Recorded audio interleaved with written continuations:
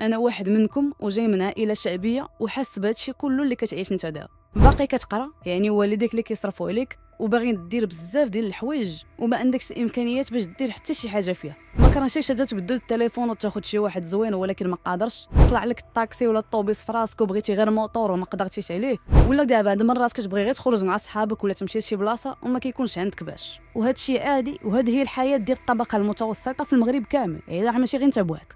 هادشي علاش غادي نهضر على بزاف النقاط في هذا الفيديو اللي يخليوك تفهم شي حوايج ويقدروا حتى يعتقوك من هذا النمط ديال الحياه.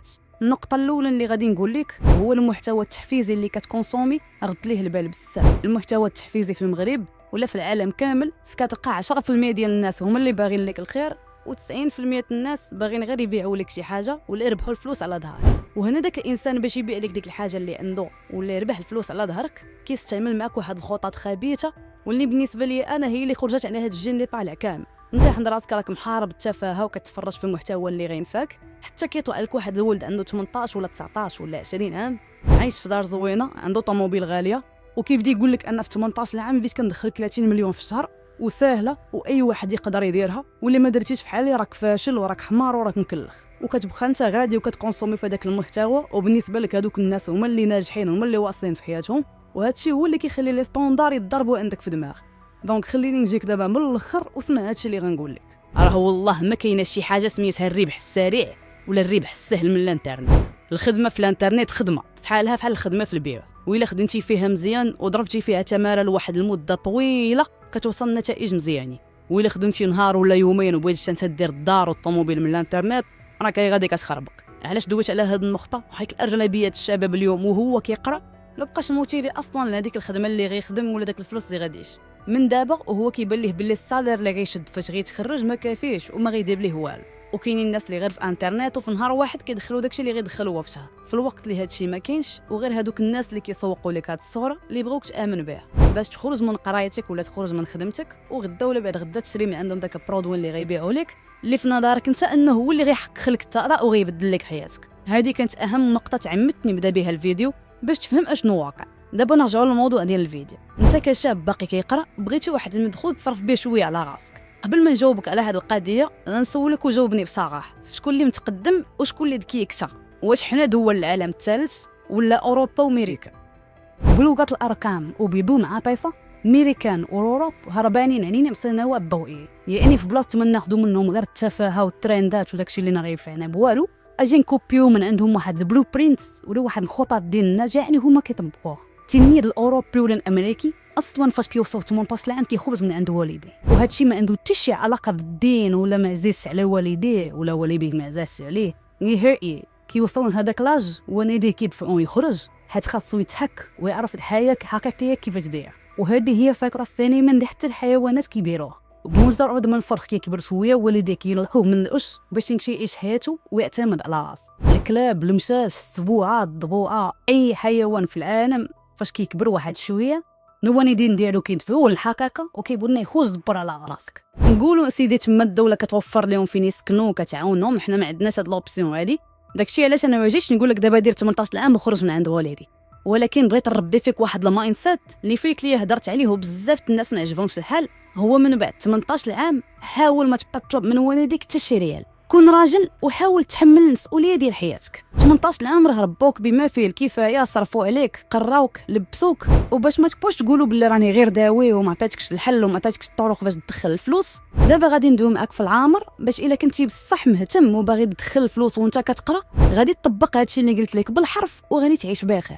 اليوم عندنا انترنت، وإلا قلنا عندنا انترنت يعني عندنا اكسي لانفورماسيون اللي بغينا وبطريقه مجانيه. سي فري كاينين دورات مدفوعه كيتباعوا. علاش الدوره كتكون مدفوعه؟ حيت كتكون مختصره وفيها اللاصق، ولكن هادشي ما كيعنيش ان المعلومه اللي غنبيع لك انا ولا غيبيع لك الاخر ما كايناش في الانترنت. الا كنتي بصح مهتم وقلبتي غادي تلقى اي معلومه بغيتي في الانترنت وبشكل مجاني.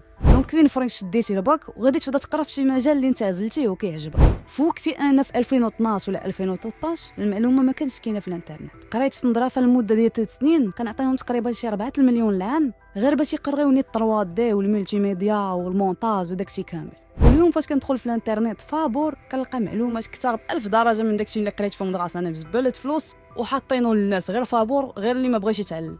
يعني اجي نقولوا مثلا انت باغي تقرا المونتاج اسيدي في هذاك الصيف ديالك ديال الباك اللي الناس فرحانه وكتصافى وكتسارع وما كدير حتى حاجه، ندخل انت للانترنت وتعلم هذاك المونتاج قبل ما تدخل تقراه اصلا. وهذاك الشيء اللي تعلمتيه انت في الصيف كامل يقدر يوفر لك واحد الخدمه في الوقت اللي غادي تبدا القرايه. شوف اليوم غير في المغرب شحال من فاني محتوى كاين فيهم اللي ما كيعرفش يمونطي، كاين اللي ما عندوش الوقت، كاين اللي ما عندوش الاكسبيريونس. ما يمكنش تقول لي انت انه تعلمتي المونتاج وصيبتي واحد البورتفوليو مزيان وكل نهار كونتاكتيتي واحد 10 ولا 20 انفلونسور وما غاديش تلقى كليان اللي غتخدم ليه وغيخلص. وغير باش تعرف الفلوس ما كداش، انا ما كنديرش الفلوس وما كاين حتى شي واحد كيدير الفلوس ولا كيطمع. الفلوس كيتخاد وكتاخذهم من عند واحد اخر. داكشي علاش قلب على البوزوان لي مطلوب في المجتمع اللي انت عايش فيه. شوف الحاجه اللي باغينها الناس بزاف، تعلم هذيك الحاجه لدرجه تولي كتقنها، حل الناس المشاكل ديالهم وغادي يعطوك الفلوس. دويت معاك في الاول على المونتاج حيت واحد من اهم الحوايج اللي مطلوبين في العصر الحالي ديالها. دابا غادي ندوز معاك لحاجه اخرى اللي سهل من المونتاج وحتى هي مطلوبه بزاف، الصور المصغره اللي كيتحطوا في الفيديوهات. غادي نعطيكم مثال حي من واحد الدري اللي كنعرفو وما عمرو ما قرا هذا الدومين في حياته، تعلم غير من يوتيوب ولا كيصايب صور مصغره بواحد الطريقه اللي زوينه بزاف. هاد الولد كيصايب صوره مصغره وحده ب 150 درهم وفي النهار كيصايب 4-5. وفاش كنا جالسين داك النهار هضرت معاه قال لي بلي الصوره المصغره الوحده كتاخذ ليه ساعه تقريبا، 5 سوايع غادي يخسر 150 درهم. وإلا كنتي باقي كتحقر 50 درهم و100 درهم و150 درهم، عارف راسك باللي راه باقي ما فاهم والو في العالم ديال الفلوس والعالم ديال المقاوله. حيت ما كيهمش واش 100 درهم ولا 150 درهم، اللي كيهم واش شحال من واحد غادي يعطيك ديك 100 درهم ولا ديك 150 درهم. وملي هاد الولد اللي كيخدم صوره مصغره ب 150 درهم الساعه غيجلس معاك ويقول لك تبارك الله في الشهر شحال كيشيفري، غادي تفهم ديك الساعه قيمه 150 درهم اللي هضرنا عليها. والمجال الثالث واللي كنصح اي واحد يديرو ولا كان فريمون باسيوني في السوشيال ميديا هو انك تدخل تقرا الديجيتال ماركتينغ. وفي الوقت اللي انت كتقرا غادي تدخل تبقشش وتتعلم ليا السوشيال ميديا مزيان وتفهم اشنو واقع فيها وكيفاش خدامه. دير واحد لاجونس ولا واحد الشركه صغيره وما تخلعتش كلمه شركه، حيت الشركه ما كتعنيش انه خصك الفلوس. وسير عرض الخدمه ديالك على ناس عندهم مقاولات ولا شركات صغيره ولا مطاعم وما معروفينش في السوشيال ميديا. بهذوك الناس الاولين دير معاهم واحد لوفر وخدم معاهم حتى سيدي 6 شهور ولا 8 شهور فابور بلا ما تاخذ حتى ريال، ودير معاه انه من بعد الى الخدمه اللي درتي ليه جابت ليه كليان اكثر وطلعت ليه الشيفر دافير يدير معاك واحد البورسونتاج ولا واحد لابونمون واحد القدر ديال الفلوس يبقى يعطيه لك شهريا وتبقى خدام معاه. وفي نفس الوقت النتيجه اللي وصلتي لها مع دوك الناس اللي خديتي معاهم فابور غادي تبوستي انت في السوشيال ميديا باش توري الناس الاهميه ديال السيرفيس ديالك، وغادي توريهم باللي الا خدموا معاك غادي تجيب لهم كليان اكثر وغادي يربحوا فلوس اكثر. وهاد المجالات بثلاثه اللي قلت لك دابا باش مزيانين انهم كيكونوا سايد هاسل ولا واحد الحاجه ثانويه فاش كتكون باغي كتقرا، ولكن نفس البروجيات الا مشيتي بهم مزيان تقدر تطورهم من بعد ما تسالي القرايه وتكبرهم. وفي بلاصه ما انك تفالي القرايه تمشي تدفع السيفي وتقلب على خدمه، كتولي انت مول البروجي وانت كتقلب على الناس اللي يخدموا. واخا هادشي كامل اللي قلت غادي يجيو وحدين منكم وغادي يقول لي بلي الهضره ساهله ولا غدا تسمع نقات في الهضره غادي تجي الواقع غطى حاجه اخرى. ولكن واحد الافابير اللي غادي يقولوا لي ملي هادشي ساهل سير ديرو نتاني تجدير فيديو كاس كتهضر معانا. هاد لي دومين ثلاثه اللي بارطاجيت معكم دابا انا شخصيا نديرهم من ايام تندراس. ملي كنت باقي كنقرا كنت كنصايب الصور المصغره لعباد الله، كنت كندير المونتاج وديك الساعه نقدروا نقولوا ما غنسميوش ديجيتال ماركتينغ، ولكن كنت كنمشي انا والدري كان تيقرا معايا عند السناكات وعند المطاعم وكنعاودوا لهم لي مونيو واللوغوات وكنخدموا لهم داكشي بواحد الطريقه اللي ارغونوميك واللي كتعجب الناس. ومن بين البروجيات اللي سكيليت من بعد المفاريد القرايه المونتاج والصور المصغره.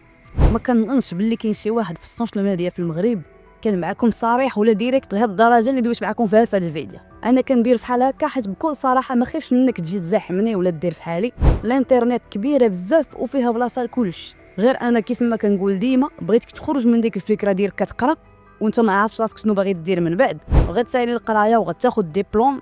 غادي تلقى الالاف في هذاك العام حتى هما خداو الديبلوم في حالك، غادي تدفعوا الشركات ما غيعيطوش لكم وغتدوا المغرب بخير ما كايناش الخدمه. كون غير شويه سمارت وخدم على راسك، ديك الساعه في بلاصه ما انك تخدم عند شي واحد انت تخدم الناس عندك. واش تي حتى الا ما وصلتي في النيفو اللي تخدم الناس عندك على الاقل انت غتكون خدمتي راسك براسك. دابا انا قلت لك كلشي اللي كاين وانت اللي غتختار الحاجه اللي غترتاح فيها. بغيتي دير هادشي غير الوقت اللي انت كتقرا فيه باش تصوفي راسك شويه وتلقى باش تصرف على راسك ديرها، وفاش تخرج سير خدم في شي شركه ماشي مشكل. كنتي عندك واحد الحس مقاولاتي وباغي تزيد لقدام وتطور في حياتك بدا واحد البيزنس ولا جوج ولا ثلاثه وانت كتقرا. فاش تسالي القرايه شوف اللي شد لك مزيان فيهم وكبر وخدم عليه وغادي تولي مقاول اللي هو كيخدم الناس عنده. الصراحه باقي عندي بزاف ما نقول، ولكن اللي عطيتك معلومات اكثر من هكا في فيديو واحد ما غادي تبقى شاد حتى شي حاجه. فهاد الفيديو الصراحه ماشي ديال مره واحده، خاصك تفرج فيه وتعاود تفرج فيه باش تهضر الهضره اللي قلت لك كامله. الا وصلتي في الفيديو حتى لهنا ما تنساش دير معاك واحد لايك، سبسكرايب وتفعل الجرس.